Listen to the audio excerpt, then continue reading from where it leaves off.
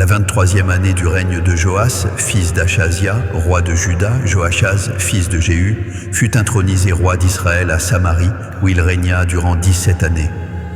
Il commit ce qui déplaît aux yeux de Yahweh. Il persista dans les péchés de Jéroboam, fils de Nébat, qui avait entraîné Israël dans l'iniquité, et il ne s'en détourna point.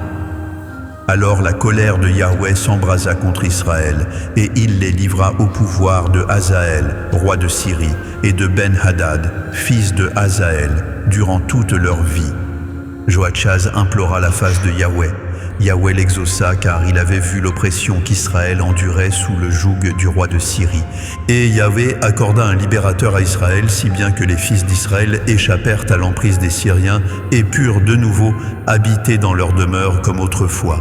Cependant, ils ne se repentirent point des péchés de la maison de Jéroboam qui avait fait pécher Israël. Ils y persévérèrent, et même l'idole d'Achéra se dressait encore à Samarie. De toute l'armée de Joachaz, Yahweh ne lui avait laissé que 50 cavaliers, 10 chars et 10 000 fantassins, car le roi de Syrie les avait décimés et réduits à l'état de poussière foulée aux pieds. Le reste des actions de Joachaz, tout ce qu'il a accompli et ses hauts faits, n'est-ce pas consigné dans le livre des chroniques des rois d'Israël? Joachaz s'endormit avec ses pères et on l'ensevelit à Samarie. Joas, son fils, lui succéda sur le trône.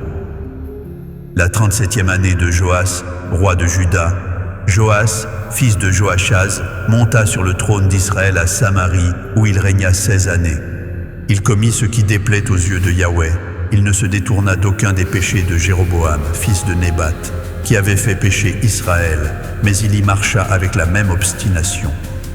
Le reste des actions de Joas, tout ce qu'il a accompli, ses exploits, ainsi que la guerre qu'il mena contre Amathia, roi de Juda, n'est-ce pas consigné dans le livre des chroniques des rois d'Israël? Joas s'endormit avec ses pères, et Jéroboam s'assit sur son trône. Joas fut inhumé à Samarie, auprès des rois d'Israël. Élisée était atteint de la maladie qui devait l'emporter. Joas, roi d'Israël, descendit auprès de lui, pleura sur son visage et s'écria « Mon père, char d'Israël et sa cavalerie !» Élisée lui dit « Prends un arc et des flèches. » Il prit donc un arc et des flèches. Puis Élisée dit au roi d'Israël « Tends l'arc de ta main. » Et quand il l'eut tendu, Élisée posa ses mains sur celles du roi, et il dit « Ouvre la fenêtre vers l'Orient. » Le roi l'ouvrit. Élisée ordonna « Tire !» Et il tira. Alors Élisée déclara « C'est une flèche de victoire de Yahweh, une flèche de victoire contre les Syriens. Tu frapperas les Syriens à Aphek jusqu'à leur anéantissement. » Élisée dit encore « Prends les flèches. » Le roi les prit. Élisée dit au roi d'Israël « Frappe le sol. » Il frappa 3 fois, puis s'arrêta. L'homme de Dieu s'irrita contre lui et dit « Il fallait frapper 5 ou 6 fois. Tu les aurais vaincus jusqu'à leur destruction, mais maintenant tu ne les vaincras que 3 fois. » Élisée mourut, et on l'ensevelit. L'année suivante, des troupes de Moabites firent une incursion dans le pays. Et comme on enterrait un homme, voici qu'on aperçut une de ces troupes. On jeta alors le corps dans le sépulcre d'Élisée. Mais dès que l'homme eut touché les ossements d'Élisée, il reprit vie et se dressa sur ses pieds.